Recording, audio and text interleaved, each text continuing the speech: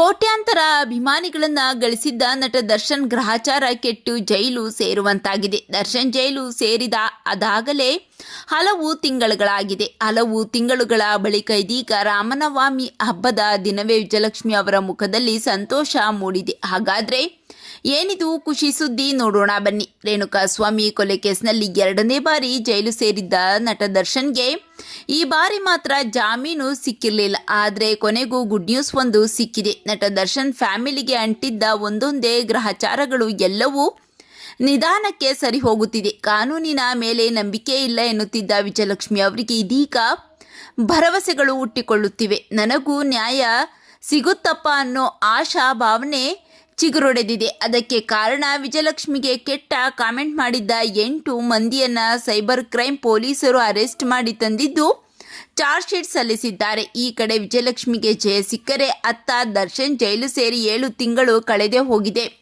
ಹಾಗಾಗಿ ದರ್ಶನ್ಗೆ ಜೂನ್ ತಿಂಗಳಲ್ಲಿ ಜಾಮೀನು ಸಿಗುವ ನಿರೀಕ್ಷೆ ಇದೆ ಎನ್ನಲಾಗುತ್ತಿದೆ. ದರ್ಶನ್ ಪರ ವಕೀಲರು ಜೂನ್ ಅಷ್ಟರಲ್ಲಿ ಹೇಳಿಕೆ ಪೂರ್ಣಗೊಂಡರೆ ಖಂಡಿತ ದರ್ಶನ್ ಅವರಿಗೆ ಜಾಮೀನು ಸಿಗುತ್ತೆ ಎನ್ನುವ ವಿಷಯ ತಿಳಿಸಿದ ಬೆನ್ನಲ್ಲೇ ವಿಜಯಲಕ್ಷ್ಮಿ ಹಾಗೂ ಮಗ ವಿನೀಶ್ ಖುಷಿಯಾಗಿದ್ದಾರೆ. ದರ್ಶನ್ ಅವರನ್ನ ನೋಡಬೇಕೆಂದ್ರೆ ಅವರ ಫ್ಯಾನ್ಸ್ 2 ತಿಂಗಳಷ್ಟೇ ಕಾಯಬೇಕು. ನೀವು ಸಹ ದರ್ಶನ್ ಅವರ ಬಿಡುಗಡೆಗಾಗಿ ಕಾಯುತ್ತಿದ್ದೀರಾ? ಈ ಬಗ್ಗೆ ನಿಮ್ಮ ಅನಿಸಿಕೆಗಳನ್ನು ಕಾಮೆಂಟ್ ಮಾಡಿ ತಿಳಿಸಿ.